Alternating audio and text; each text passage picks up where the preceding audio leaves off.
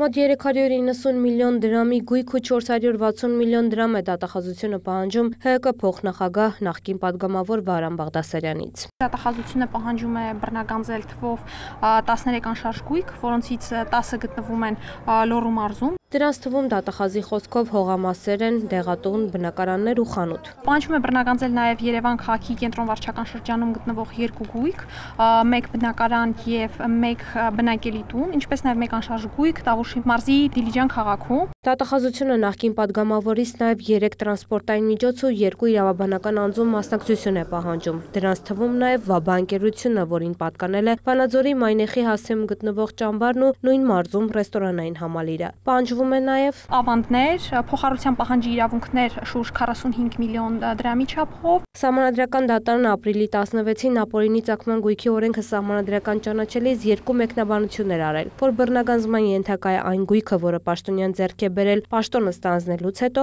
նաև այն գույքը, որը կապ ունի հանցանքի հետ։ Այս որոշումը Բաղդասարյանից պահանջվող գույքերի ցանկում փոփոխության չի հանգեցրել։ Հիմնավորումների տեսանկյունում հարկ էր ուրվագծել, թե կոռուպցիայի դեմ պայքարը ըստ էության այդ սահմանադրչափ նպատակը,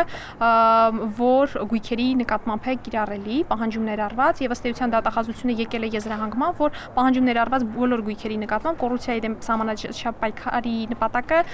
կիրառելի է։ Իրավասու մարմինը Վարան Բաղդասարյանի վերաբերյալ ուսումնասիրությամբ հետ է գնացել մինչև 1994 թվականը։ Ենթադրյալ առաջին ապօրինի գույքը հենց այդ թվականին է ձեռք բերվել։ Դատախազի խոսքով գույքերի արժեքը 390 միլիոն դրամը կարող է փոփոխվել, քանի որ ոչ բոլորի փորձաքննությունների արդյունքներն են հայտնի։ Այս գործով պատասխանողների փաստաբանները չթույլատրեցին տեսանկարահանել նիստը, վստահորդի համաձայնությունը չունենալու պատճառաբանությամբ։ Նրանք հայցի վերաբերյալ մի շարք հարցեր ուղղեցին դատախազին։ Վարան Բաղդասարյանի եւ նրան փոխկապակցված անձանց գույքի վրա այժմ կալանք է դրված։ Տաթև Խաչատրյան, Դավիթ Մաչկալյան, լուրեր։